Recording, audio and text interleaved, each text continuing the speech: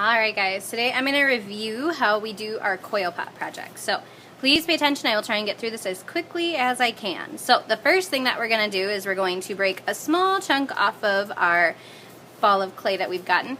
And we're going to roll that. That's going to become the bottom of our clay coil pot. So I've rolled it into a nice little ball here, and remember this clay is already soft, so you guys don't need to soften it at all. In fact, the more you play with it, the harder it's going to get. So make sure that as soon as you get your clay that you start working with it. And I'm going to flatten out the bottom of it. Now it can be as narrow or as wide as you want it to be. So some people want to make more like a plate that's really, really wide. That's fine. Then you're going to want to start with a bigger ball of clay for the bottom, and you're also going to want to make your coils kind of come out to the sides instead of coming up. If you want it to be more like a cup, you're going to do about this size of a bottom, and then you're going to want to add your coils coming straight up so that your cup is nice and tall and can hold liquid. The next thing we're going to do is we're going to start to roll our clay into coils. Remember, a coil is just another word for the worm-like or snake-like little coil that you can make when you roll clay, okay? So you can see as I'm rolling the clay here on the table that it's going to get wider and longer. Alright, keep going and going. And I can make a really nice long coil here. I'm going to actually break this one into two. Set the other piece off to the side for right now. Now, a good way to think about this is that you want it to be not much less than your width of your pinky finger, okay? So you don't want it to be too thin. If you make it too thin, then it is going to really easily fall apart and break on you, okay? Next thing I'm going to do is I grab my tool. I'm going to make little scratches along the bottom of my bowl, all the way around. And I'm also going to make those same scratches on my coil. So I'm going to start here, make my little scratches going all the way down.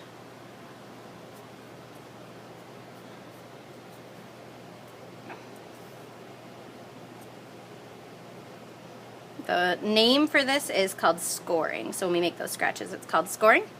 Then we're going to add water, which is also known as slip. Sometimes the water actually has clay or other things in it. We are just going to use plain water for today. It'll work just fine. And we're going to get our clay a little bit wet. Okay, we're going to do the same thing with our coil. And then we're going to pick it up and we're going to start to push it down onto that base, okay? Now, one thing to make sure you're doing with this is not pushing too hard against the table. When you push too hard against the table, your clay pot will actually get stuck to the table. So it's a good idea to every now and then pick it up and move it, make sure it's not too stuck. And if it does get stuck, make sure that you let me know, because I can help you to get it off really carefully using a special tool, and that won't ruin your clay pot. So please make sure that you let me know if you get to a point where your clay is kind of stuck to your table. As I get to a point where I'm touching a new part of the clay that has not been scored yet, again, I'm going to go back and I'm going to score it. Add a little bit more water. And I'm going to keep going, pushing it down and around my pot.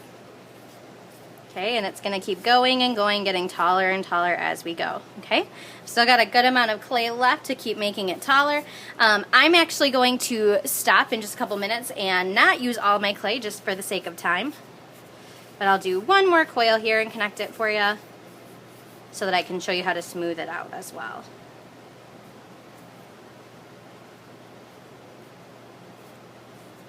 And so I am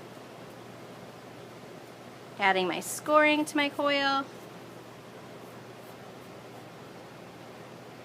And I'm also going to start scoring that new part.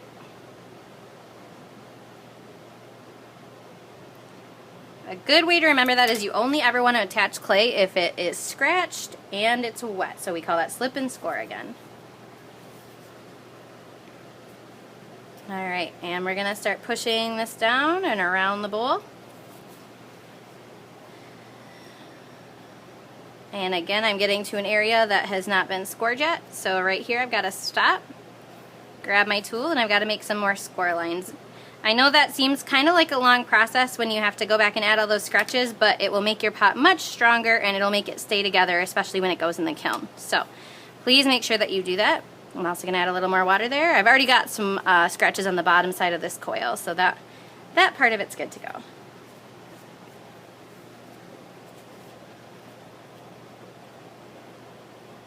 Alright, and just like that, I've got a little coil pot here started. If you look at the side of it, it looks like that, and that's what it looks like from the top.